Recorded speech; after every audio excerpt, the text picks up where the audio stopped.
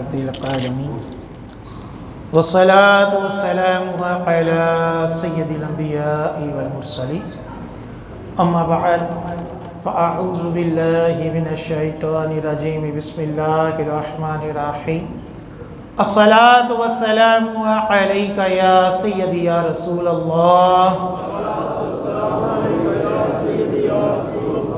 وعلى آلك وأصحابك يا سيدي يا حبيب الله الصلاة والسلام عليك يا سيدي يا نبي الله وعلى آلك وأصحابك يا سيدي يا نور الله نویت سنت الاعتکاف الحمدللہ عز وجل ہم نماز جمعہ کے لیے حاضر ہوئے ہیں۔ دعا ہے کہ رب تعالی ہماری اس ادنا سی حاضری کو اپنی بلند بارگاہ میں قبول و منظور فرمائے، اور جو کچھ اس جمعے میں بیان ہوگا اسے سننے کی، سمجھنے کی، اس کے اوپر عمل پیرا ہونے کی اور مجھے صحیح طرح بیان کرنے کی توفیق عطا فرمائے۔ الحمدللہ 25 صفر کو عظیم ہستی امام احمد رضا خان علیہ رحمت الرحمن کا عرس مبارک ہے۔ اسی مناسبت سے جو آج میں بیان کروں گا وہ موضوع ہے کہ اعلیٰ حضرت کا ادب و عشق، اعلیٰ حضرت کا ادب و عشق، ترجمہ قرآن کنز الایمان میں، یعنی اعلیٰ حضرت علیہ رحمہ نے جو قرآن پاک کا ترجمہ کیا ہے، اس ترجمے میں اعلیٰ حضرت کا ادب بھی اور عشق مصطفیٰ صلی اللہ علیہ وآلہ وسلم بھی کس طرح موجود ہے۔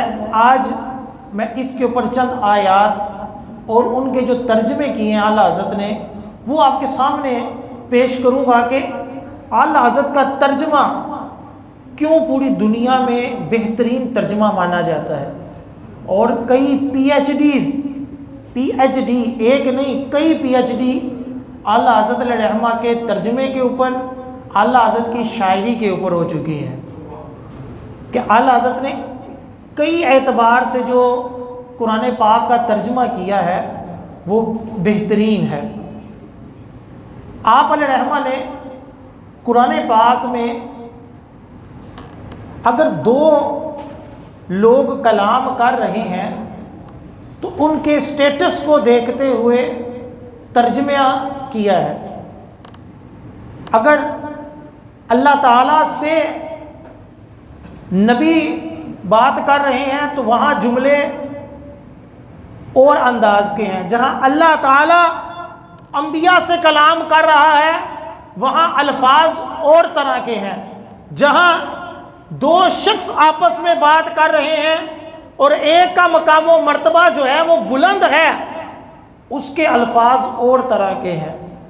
اور جب ایک جگہ اللہ تعالیٰ بندوں سے خطاب کر رہا ہے وہاں کلمات اور ہیں، اور جب ہمارے پیارے آقا صلی اللہ علیہ وسلم کو اللہ تعالیٰ خطاب کرتا ہے تو وہاں کلمات اور کیے ہیں۔ چنانچہ چند آیتیں میں آپ کو پیش کرتا ہوں۔ حضرت عیسیٰ علیہ السلام اور ان کے حواریوں کے متعلق قرآن پاک میں اللہ تعالیٰ فرماتا ہے، پھر جب عیسیٰ نے ان سے کفر پایا بولا کون میرے مددگار ہوتے ہیں؟ اللہ کی طرف۔ حواریوں نے کہا ہم دین خدا کے مددگار ہیں، ہم اللہ پر ایمان لائے اور آپ گواہ ہو جائیں کہ ہم مسلمان ہیں۔ حالانکہ یہاں اگر اللہ سے یہ بھی ترجمہ کرتے کہ حواری کہتے کہ تم گواہ ہو جاؤ، حضرت عیسیٰ علیہ السلام کو حواری اگر یہ کہتے، کیونکہ کاف ضمیر جو ہوتی ہے اس کا ترجمہ تم بھی کیا جاتا ہے، کیونکہ جو قرآن پاک کے الفاظ تھے وہ یہی تھے کہ وشہد، کہ آپ گواہ ہو جائیں، اعلیٰ حضرت نے ترجمہ کیا، ورنہ اگر یہ بھی ترجمہ کیا جاتا کہ تم گواہ ہو جاؤ تو یہ بھی درست تھا، لیکن نہیں، حواریوں کا مقام و مرتبہ کیا ہے؟ حضرت عیسیٰ علیہ السلام سے کم تر ہے، اس لیے جب حواریوں کی طرف سے بات کی تو کیا کہا کہ آپ گواہ ہو جائیں، آپ گواہ ہو جائیں کہ ہم کیا ہیں، مسلمان ہیں۔ اسی طرح حضرت موسیٰ علیہ السلام اور ان کی قوم کے متعلق اللہ تعالیٰ قرآن پاک میں ارشاد فرماتا ہے، بولے اے موسیٰ تو وہاں کبھی نہ جائیں گے جب تک وہ وہاں ہیں، تو آپ جائیے اور آپ کا رب، تم دونوں لڑو، ہم یہاں بیٹھے ہیں۔ یعنی جب قرآن پاک میں واقعہ ہے بنی اسرائیل کو کہا گیا کہ اس قوم کے ساتھ جا کر لڑو، جہاد کرو قوم عمالقہ کے ساتھ، تو بنی اسرائیل نے انکار کر دیا اور کہا کہ وہ تو قوم بڑی بہادر ہے، ہم ان کے ساتھ نہیں لڑ سکتے۔ اب یہاں ترجمہ اگر یہ بھی کیا جاتا کہ اے موسیٰ تو اور تیرا رب جا کر ان کے ساتھ لڑے، لیکن اعلیٰ حضرت نے یہ ترجمہ نہیں کیا، بلکہ کیا کیا، آپ اور آپ کا رب جا کر لڑے۔ حالانکہ قوم نے بے ادبی والے انداز میں، لیکن اعلیٰ حضرت نے جو ترجمہ کیا وہ کیا کیا، آپ اور آپ کا رب، یہ ادب ہے۔ ورنہ اگر یہ بھی کیا جاتا کہ قوم نے یہ کہا کہ موسیٰ تو جا اور تیرا رب جائے تو تب بھی ٹھیک ہے ترجمہ، لیکن ادب اعلیٰ حضرت نے وہ برقرار رکھا۔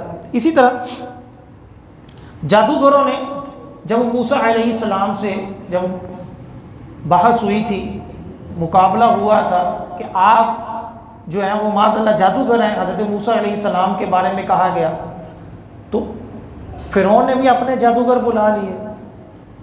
تو اب مقابلے کا دن تھا، تو اللہ تعالیٰ قرآن پاک میں فرماتا ہے کہ جادوگر بولے اے موسیٰ، جادوگر بولے آپ ڈالیں یا ہم ڈالنے والے ہوں، یعنی آپ اپنا عصا پہلے ڈالتے ہیں یا ہم اپنی رسیاں پہلے ڈالیں۔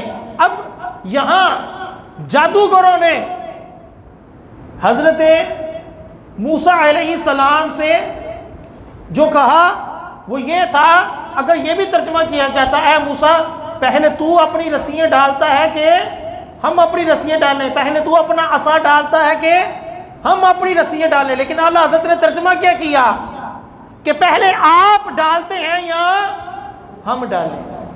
آپ کیوں کہ حضرت موسیٰ علیہ السلام کے مقابل کون ہیں، جادوگر ہیں، تو جادوگر اگر حضرت موسیٰ علیہ السلام سے کلام کریں گے تو کیا ادب ہے کہ آپ کہیں، تم نہ کہیں۔ اسی طرح حضرت یوسف علیہ السلام کے بھائیوں نے حضرت یعقوب علیہ السلام سے عرض کی، بولے اے ہمارے باپ، اے ہمارے باپ، آپ کو کیا ہو گیا ہے، حالانکہ ما لکا، تجھے کیا ہو گیا ہے، یہ بھی ترجمہ صحیح تھا کہ یوسف علیہ السلام کے بھائی اپنے والد سے یہ کہتے کہ ابا جان تجھے کیا ہو گیا ہے، ترجمہ یہ بھی ٹھیک تھا، لیکن اعلیٰ حضرت نے کیا کیا، آپ کو کیا ہو گیا ہے، آپ کو کیا ہوا کہ یوسف علیہ السلام کے معاملے میں ہمارا اعتبار نہیں کرتے اور ہم تو اس کے خیر خواہ ہیں۔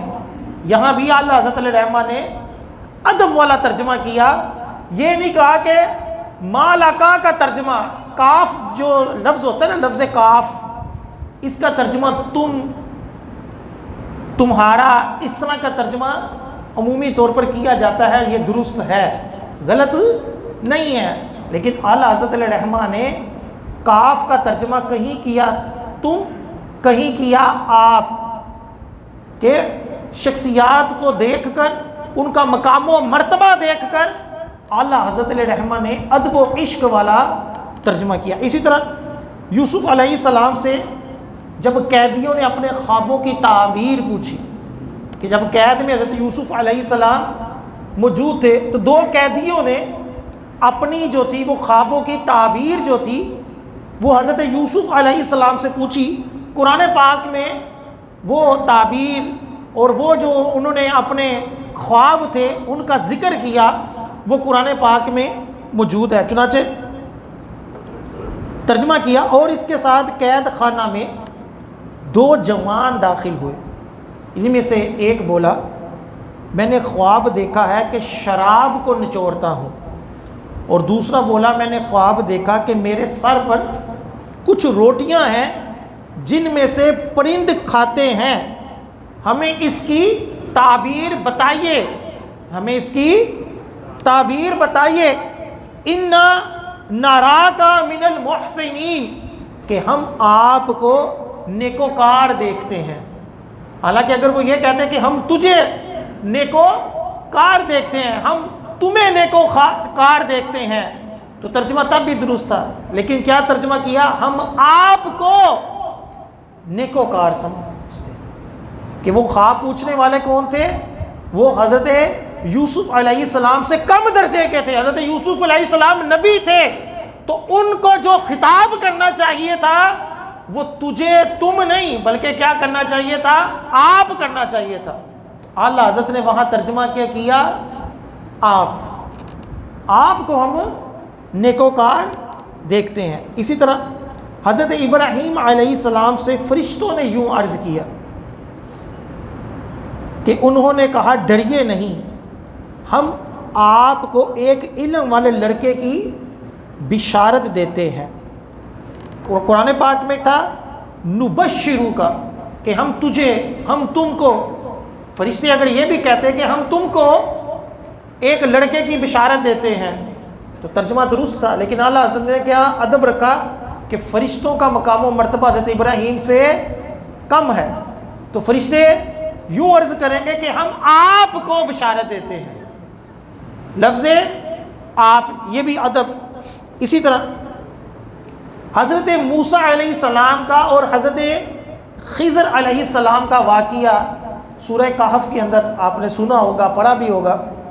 اب حضرت موسیٰ علیہ السلام نبی ہیں، حضرت خضر علیہ السلام کے بارے میں اختلاف ہے کہ یہ ولی ہیں یا نبی ہیں۔ بہرحال اعلیٰ حضرت رحمہ نے ان کو نبی ہی شمار کیا ہے، تو لیکن پھر بھی ان کا مقام و مرتبہ حضرت موسیٰ علیہ السلام سے کم تر نچلا تھا۔ تو آپ نے ترجمہ اعلیٰ حضرت نے جب کیا، ان کے دونوں حضرات کا جب آپس میں مکالمہ ہوا تو ترجمہ جو اعلیٰ حضرت نے کیا وہ یہ ہے کہ کہا کہ آپ میرے ساتھ ہرگز نہ ٹھہر سکیں گے۔ حضرت خضر نے حضرت موسیٰ علیہ السلام سے کیا کہا کہ آپ کا، کہ بے شک آپ، یہ نہیں کہا کہ تو میرے ساتھ نہیں ٹھہر سکتا، بلکہ کیا کہا؟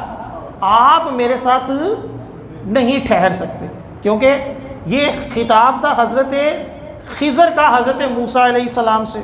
جواباً اعلیٰ حضرت نے جب ترجمہ کیا کہ موسیٰ علیہ السلام نے حضرت خضر کے ساتھ جب گفتگو کی تو اس کا ترجمہ کیا کیا؟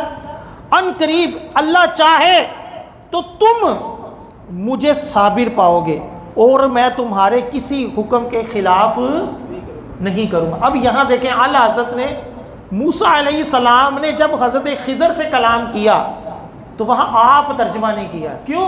کیونکہ موسیٰ علیہ السلام کا مقام و مرتبہ کیا ہے؟ حضرت خضر سے بلند و بالا ہے۔ حضرت خضر کے لیے لفظ آپ استعمال کیا، اور حضرت موسیٰ علیہ السلام نے جب حضرت خضر سے کلام کیا تو وہاں تم اور تمہارا کہا، تم کہا کہ تم جو ہے اب کیا ہے، کیونکہ یہ اوپر والی ہستی کا کلام ہے۔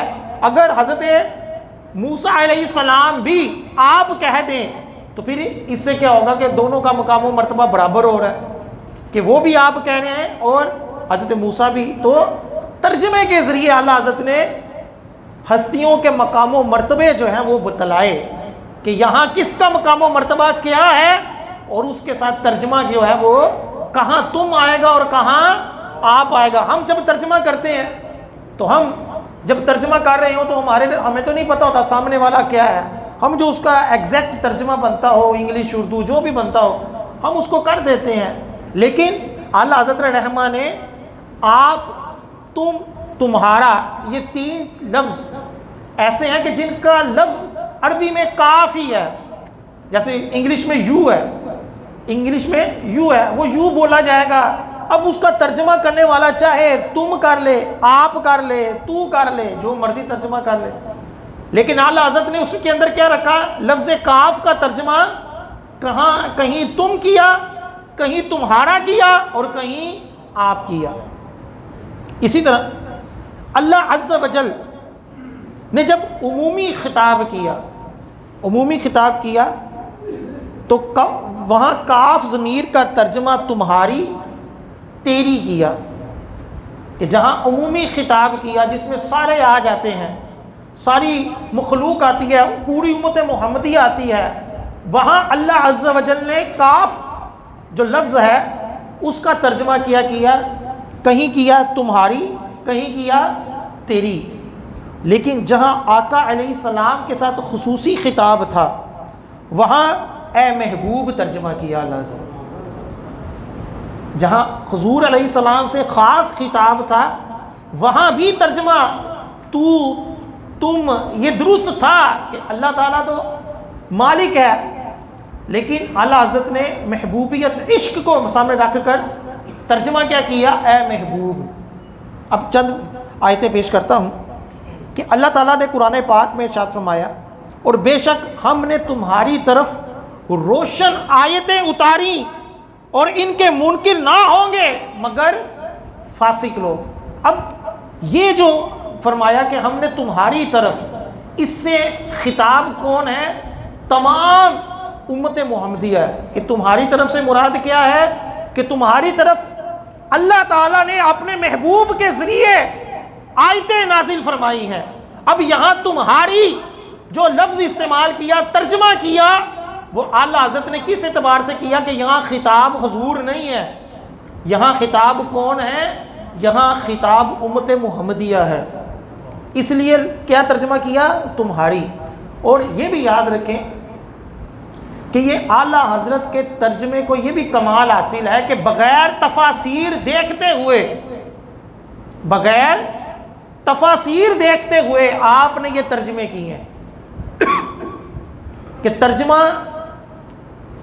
کہ یہ آیت، اس کا خطاب کس کے ساتھ ہے، یہ اگر ہم دیکھیں تو ہمیں کئی دن لگ جائیں اس آیت کے تحت، کہ یہاں تمہاری ثابت کرنے کے لیے کہ یہاں خطاب حضور علیہ السلام نہیں ہے بلکہ امت محمدیہ ہے، اس کو ثابت کرنے کے لیے ہمیں کافی تفاسیر دیکھنی پڑیں گی اور تفاسیر کا حوالہ دینا پڑے گا کہ یہاں کیوں امت محمدیہ سے خطاب ہے، حضور سے نہیں ہے۔ لیکن اعلیٰ حضرت نے ترجمہ ہی ایسا کیا کہ بغیر تفسیریں دیکھے پتہ چل جاتا ہے کہ یہاں اللہ تعالیٰ نے خطاب امت سے کیا ہے، حضور علیہ السلام سے نہیں کیا۔ اسی طرح ایک دوسری جگہ اللہ تعالیٰ فرماتا ہے اے محبوب۔ اب یہاں دیکھیں ترجمہ کیا ہے؟ انا انزلنا الیک الکتاب بالحق، کہ اے محبوب۔ حالانکہ یہ بھی ہو سکتا تھا کہ ہم نے تمہاری طرف یہ سچی کتاب اتاری، لیکن نہیں، تمہاری نہیں یہاں ترجمہ کیا، بلکہ کیا کیا؟ اے محبوب، بے شک ہم نے تمہاری طرف سچی کتاب اتاری۔ اے محبوب، تمہاری طرف سچی کتاب اتاری کہ تم لوگوں میں فیصلہ کرو جس طرح تمہیں اللہ دکھائے، اور دغا والوں کی طرف سے نہ جگرو۔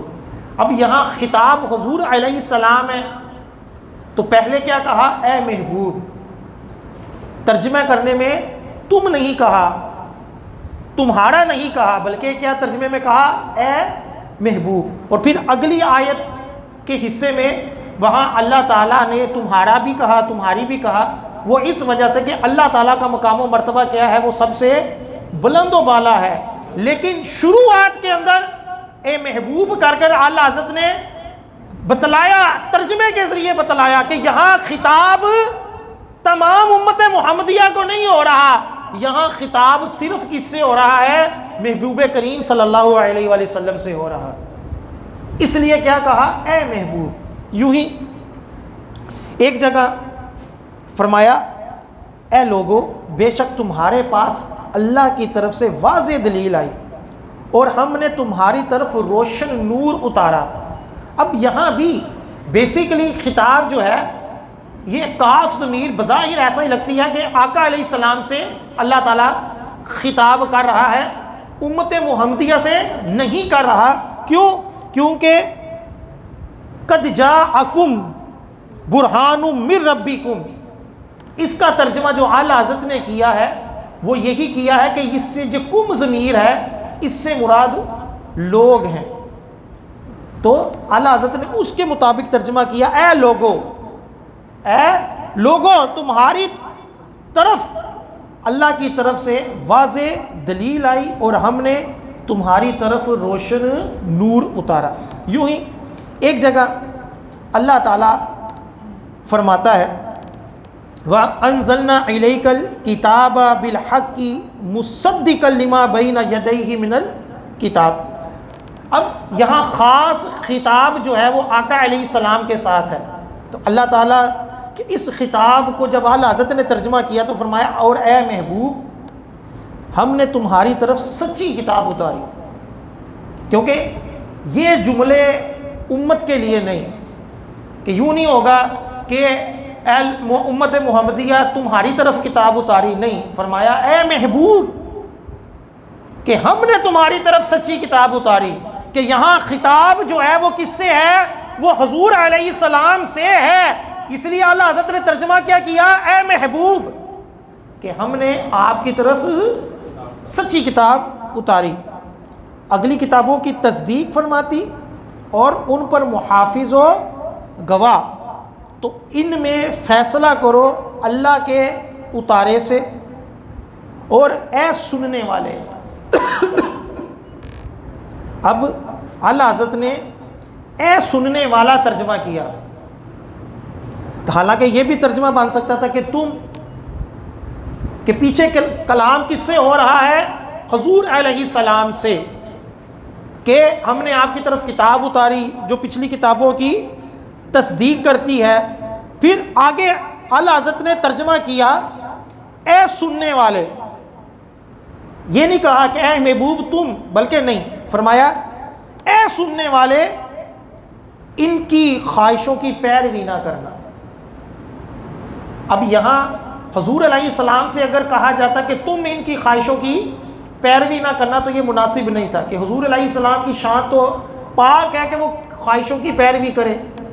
تو اس لیے اعلیٰ حضرت نے ترجمہ کیا کیا؟ اے سننے والے، یعنی حضور علیہ السلام نہیں، ہم سب امت اپنی خواہشوں کی پیروی نہ کرے. اعلیٰ حضرت نے ترجمے میں بتایا کہ کہاں حضور سے خطاب ہو رہا ہے اور کہاں امت سے خطاب ہو رہا ہے. اے سننے والے ان کی خواہشوں کی پیروی نہ کرنا، اپنے پاس آیا ہوا حق چھوڑ کر ہم نے تم سب کے لیے ایک شریعت اور راستہ رکھا، اور اللہ چاہتا تو تم سب کو ایک ہی امت کر دیتا، مگر منظور یہ ہے کہ جو کچھ تمہیں دیا اس میں تمہیں آزمائے. تو بھلائیوں کی طرف سبقت چاہو، تم سب کا پھرنا اللہ کی طرف ہے تو وہ تمہیں بتائے گا جس بات میں تم جگرتے ہو. یعنی ایک آیت کے شروع میں اعلیٰ حضرت نے جب ترجمہ کیا تو اس سے خاص مراد آقا علیہ السلام لیے، لیکن اسی آیت کے اگلے حصے میں اعلیٰ حضرت نے ترجمہ کرتے وقت آقا علیہ السلام کی ذات نہیں بلکہ آقا علیہ السلام کی امت مراد لی اور ترجمہ پھر اس انداز سے کیا. ورنہ ہو سکتا تھا کہ اگر ایک ہی طرح کا ترجمہ کرتے آتے تو تب بھی درست تھا، لیکن اعلیٰ حضرت نے ترجمے میں بتایا کہ کہاں اللہ تعالیٰ اپنے محبوب سے کلام کر رہا ہے اور کہاں اللہ تعالیٰ ہم کو سمجھا رہا ہے کہ تم نے ایسا نہیں کرنا. اسی طرح ایک اور جگہ کہ جہاں قرآن پاک کی شان بیان کرنا، قرآن پاک کا حق بیان کرنا ہوتا ہے تو اللہ تعالیٰ نے قرآن پاک میں فرمایا فَإِن كُنْتَ فِي شَكٍّ مِّمَّا أَنزَلْنَا إِلَيْكَ.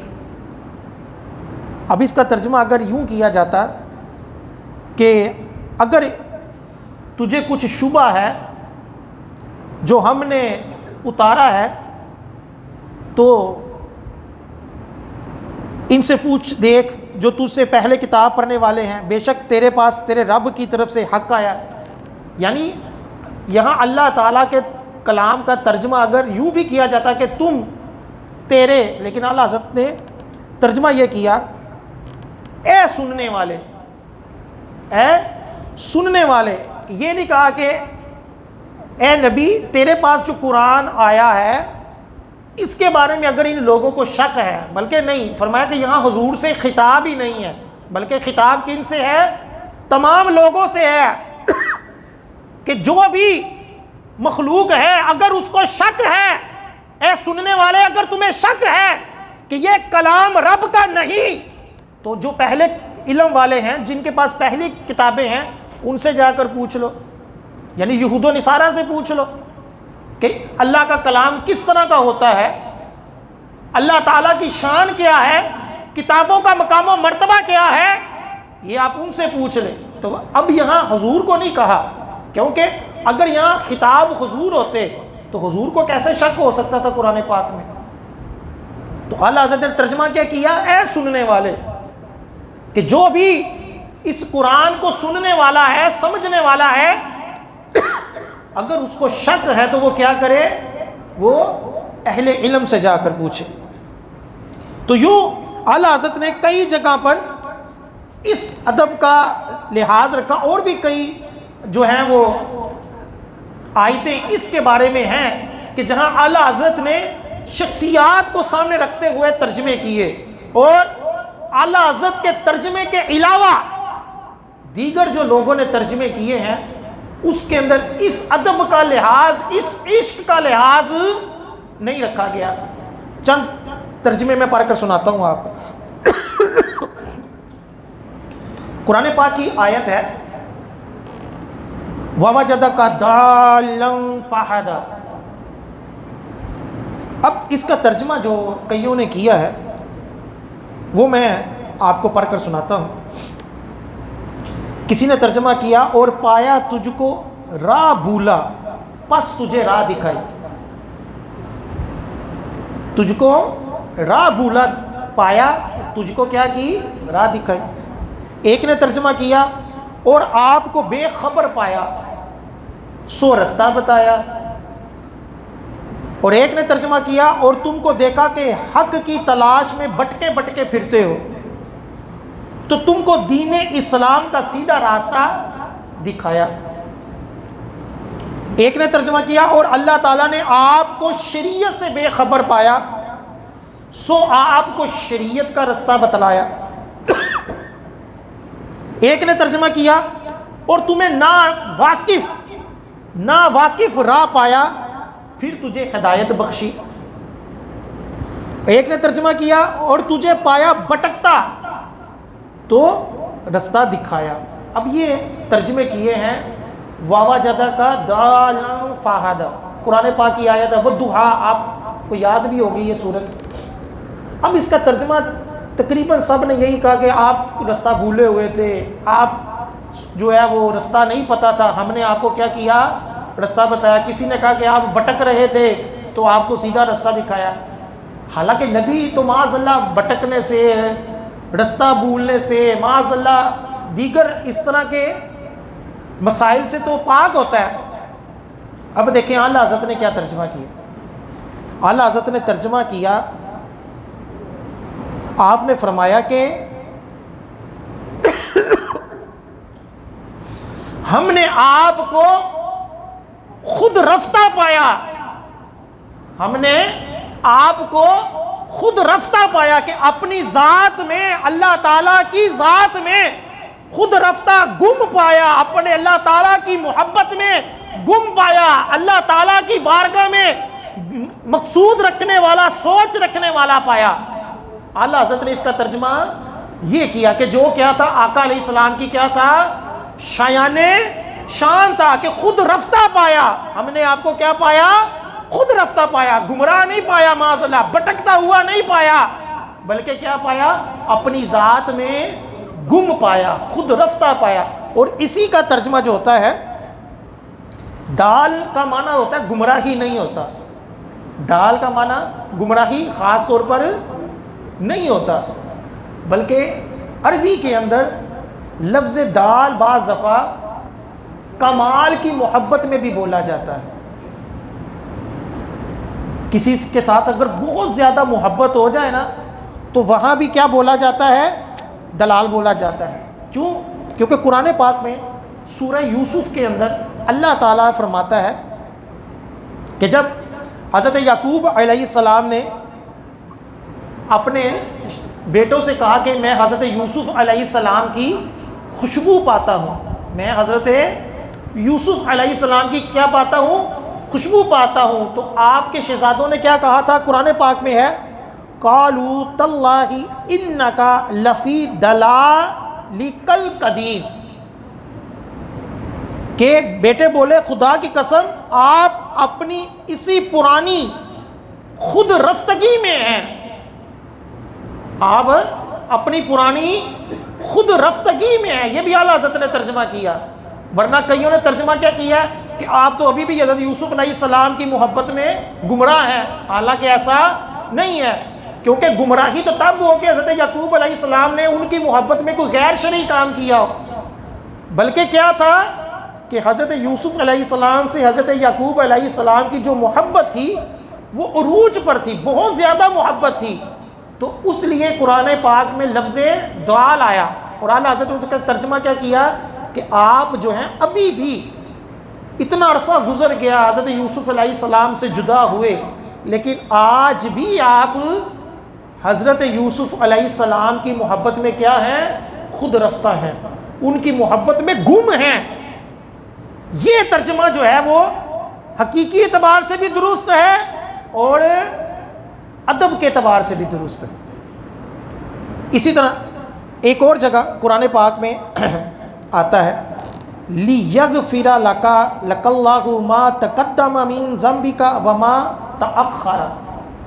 اب اس کا ترجمہ جو ہے، یہ قرآن پاک کی مشہور آیت ہے، آپ کو بھی اس کا پتہ ہوگا، اس کا ترجمہ لوگوں نے یہ کیا ہے کہ فتح یہ ہے کہ خدا نے آپ کے اگلے پچھلے گناہ معاف فرما دیے، اور عمومی لوگوں نے اس کا ترجمہ یہی کیا ہے کہ آپ کے اگلے بھی اور پچھلے بھی گناہ جو ہے وہ معاف ہو گئے، اور عربی اعتبار سے یہ ترجمہ بھی اسی طرح ہی بنتا ہے، لیکن قربان جائیں اعلیٰ حضرت کی عشق و محبت پر، آپ نے بغیر تفاسیر دیکھے آپ نے اس کا ترجمہ جو کیا وہ یہ کیا کہ اللہ تعالیٰ نے آپ کے صدقے اگلے اور پچھلوں کے گناہ معاف فرما دیے۔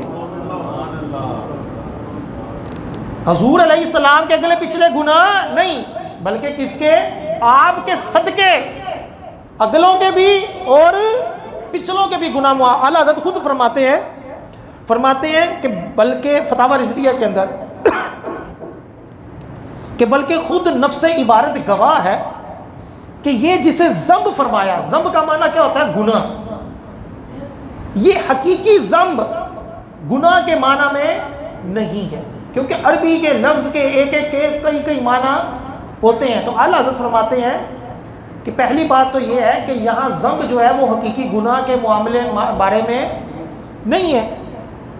فرماتے ہیں کہ ماں تقدمہ سے کیا مراد ہے کہ وہی اترنے سے پیشتر کے، اور وہ گناہ کسے کہتے ہیں کہ وہی تو آئی ہی نہیں، وہی آنے سے پہلے اگر معاذ اللہ گناہ کیے ہیں تو وہ گناہ کیسے ہو گئے کہ ابھی تو حکم ہی نہیں آیا تو نافرمانی کاہے کی؟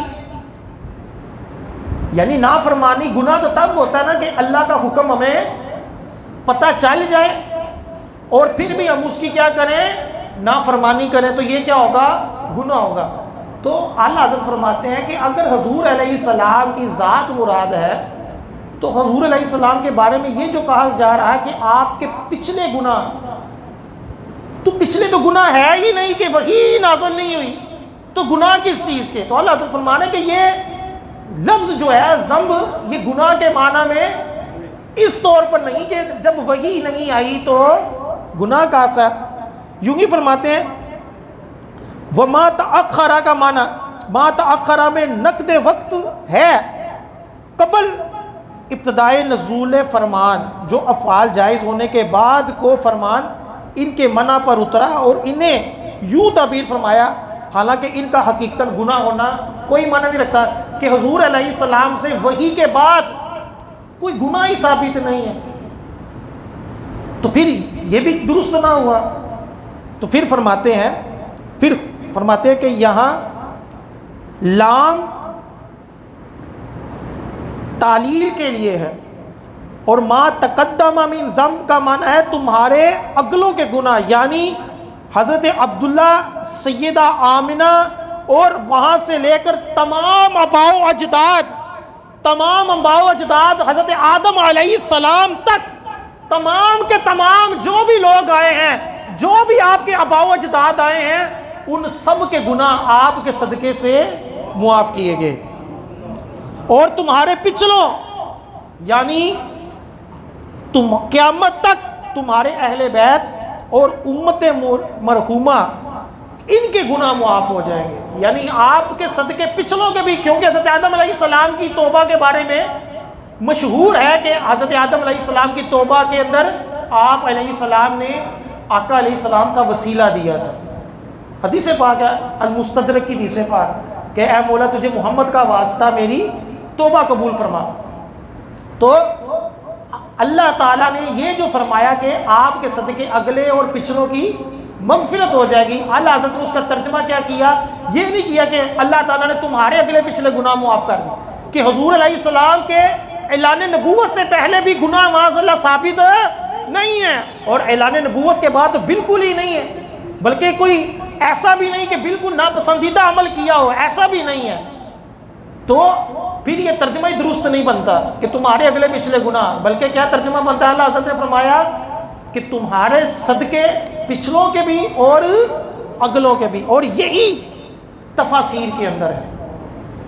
چنانچہ امام شافعی، اتنے بڑے امام، انہوں نے اس آیت کا جو ترجمہ کیا کہ کہتے ہیں کہ امام شافعی سے جب ان دو آیتوں کے متعلق پوچھا گیا تو آپ نے فرمایا اگلوں سے مراد آپ کے والد حضرت آدم علیہ السلام کی خطا ہے جو جنت میں دانا کھایا تھا، جو آپ کے توسل سے معاف ہوئے، اور پچھلوں سے مراد آپ کی گناہ گار امت ہے جو آپ کی شفاعت سے جنت میں داخل ہوگی۔ امام شافعی نے بھی اللہ حضرت کے ترجمے کی کیا کی؟ تائید کی، کہ ترجمہ کیا بنتا ہے؟ یہی بنتا ہے کہ حضور کے صدقے اگلے پچھلے گناہ معاف ہوتے ہیں، حضور علیہ السلام گناہوں سے پاک ہے۔ اسی طرح تفسیر ہے اللہ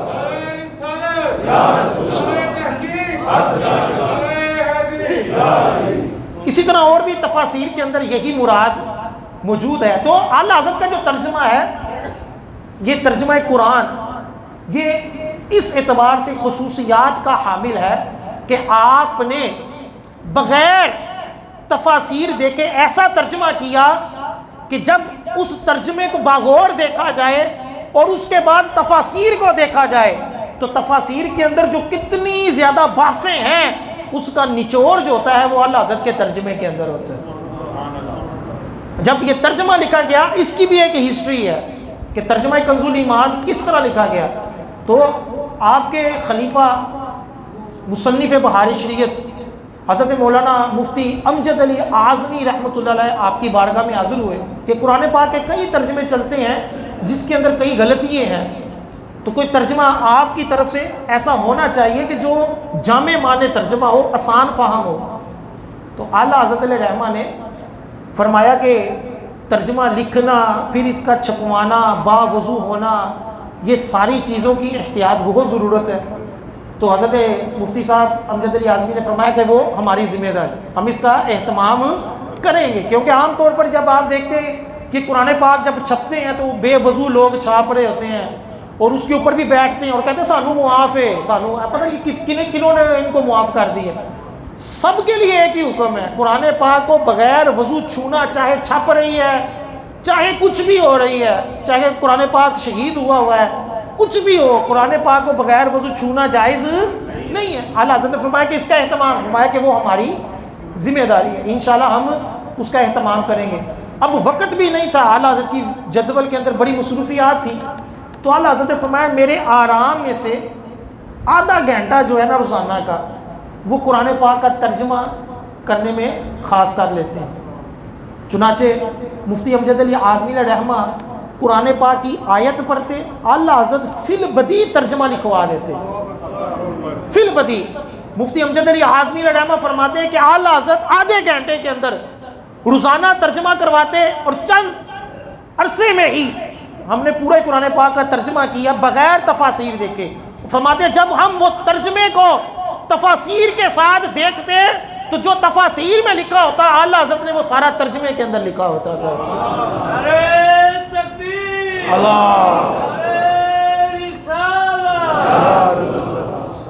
یوں ہی اعلیٰ حضرت کی قرآن پاک کے ساتھ محبت بھی ہے کہ کسی نے آپ کے ساتھ حافظ لکھ دیا. ہمارے یہاں ہوتا نا ہم ہر ایک کو حافظ کہہ دیتے ہیں, تو اعلیٰ حضرت کے ساتھ کسی نے حافظ لکھ دیا تو آپ نے فرمایا کہ میں تو حافظ نہیں ہوں.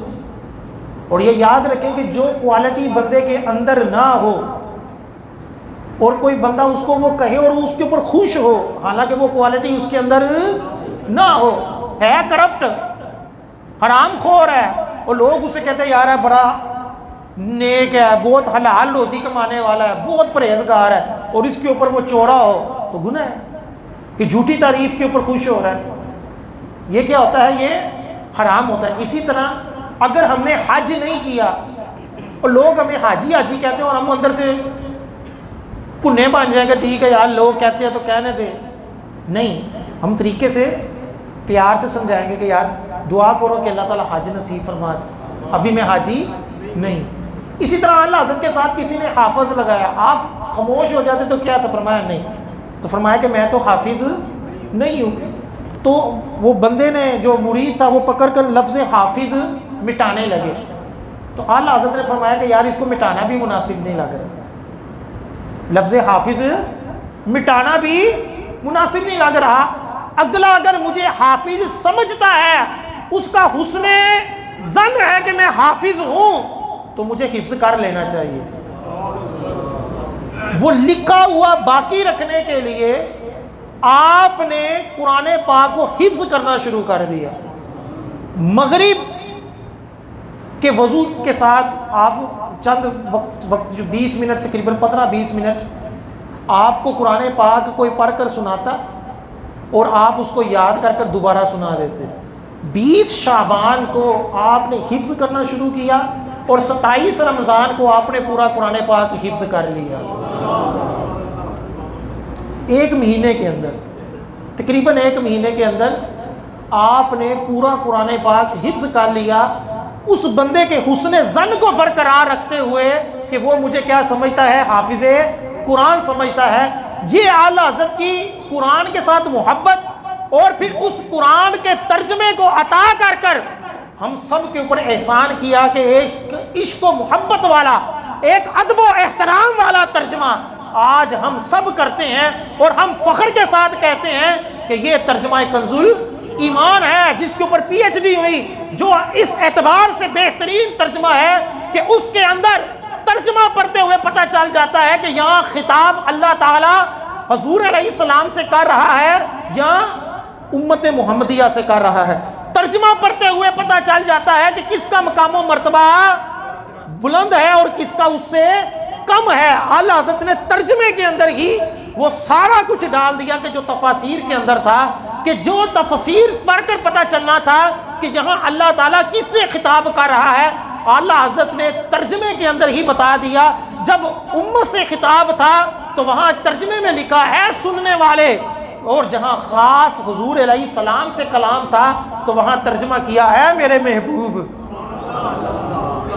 اے میرے محبوب, کہ تاکہ اللہ یا رسول حق یا عشق و محبت اعلیٰ حضرت عشق و محبت اعلیٰ تاجدار ختم نبوت زندہ باد زندہ باد. اللہ تعالیٰ ہمیں اسی طرح قرآن و حدیث کو ادب و احترام کے ساتھ پڑھنے کی توفیق. کئی بد مذہبوں نے بھی قرآن پاک حفظ کر لیے, حدیثیں پڑھتے ہیں, لیکن اپنی تکبرانہ انداز میں بزرگوں کی بے ادبیاں کر کر, انبیاء علیہم السلام کی تحقیر کر کر, وہ قرآن ان کو فائدہ نہیں دے گا. ادب پہلی سیڑھی ہے کامیابی کے لیے بھی اور آخرت کے لیے بھی.